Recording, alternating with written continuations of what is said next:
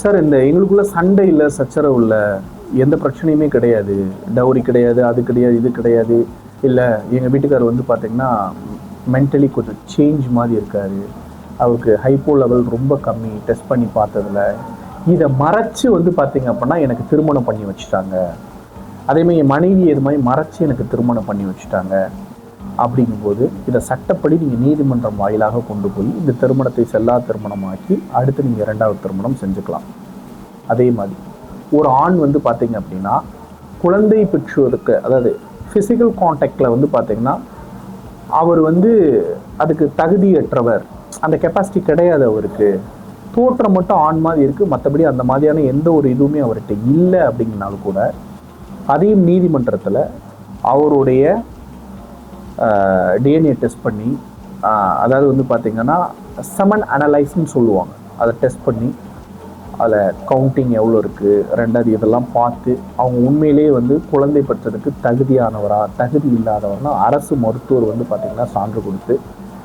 இது வந்து பார்த்திங்க அப்படின்னா சரி பண்ண முடியுமா, சரி பண்ண முடியாதா, இல்லை இவர் வந்து இல்லற வாழ்க்கையில் ஈடுபட தகுதியற்றவரான்றதை பார்த்து தகுதி இல்லாதவர் அப்படின்னு தெரிஞ்சுன்னா நீதிமன்றம் மூலியமாக வந்து பார்த்திங்க அப்படின்னா கண்டிப்பாக, ஏன்னா அது வந்து ஒரு பெண்ணை மனதளவிலும் உடலளவிலும் சமுதாயத்தில் அவளை தனிப்பட்ட முறையிலையும் வந்து பாதிக்கக்கூடிய விஷயம். அந்த மாதிரி விவாகரத்து வாங்கலாம். அதுக்கப்புறம் ஒரு பெண்ணை பொறுத்த வரையும்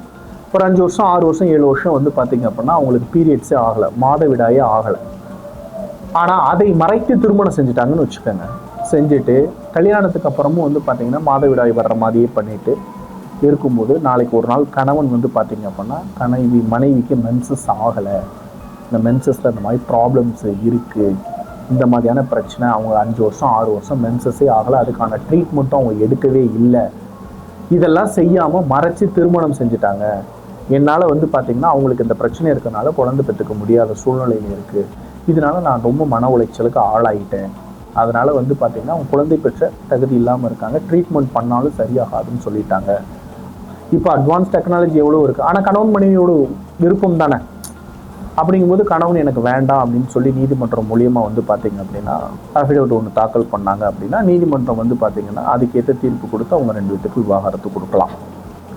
இந்த மாதிரி தான் விவாகரத்து வந்து வாங்க முடியும் ஒரு சில விஷயங்களில்.